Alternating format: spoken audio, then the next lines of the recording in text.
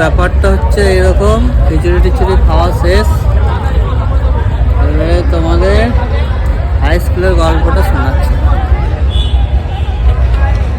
এই যে গাছটা আছে, এই গাছটা থেকে উপরে চলে যেতাম আমরা সেকেন্ড ফ্লোরে আছে 7, 8, 6। আমাদের বেলায় নিয়ম ছিল যে কে ফার্স্ট বেঞ্চে প্রথমে বসবে।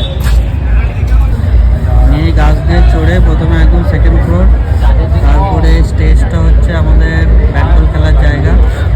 যাই হোক, এখন এই মাঠটাতে ঘাস গজিয়েছে, আগে পুরো ঘাস ছিল না। এই হচ্ছে আমাদের বোলপুর হাই স্কুল, এখন অনেকটা চেঞ্জ করে দিয়েছে। ভালোই লাগছে, অনেকদিন পর, বছরে একবারই আসি সরস্বতী পুজোতে খিচুড়ি খেতে।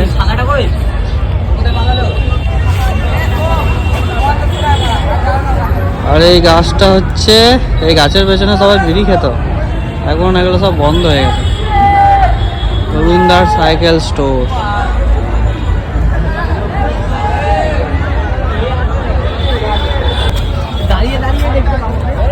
এই হচ্ছে গল্প। আবার পরের বছর আসা হবে, অনেক কিছু চেঞ্জ হয়ে গেছে, ভালোই লাগলো এসে। খিচুড়ি তো খেতেই হবে, সরস্বতী পুজো বলা কথা।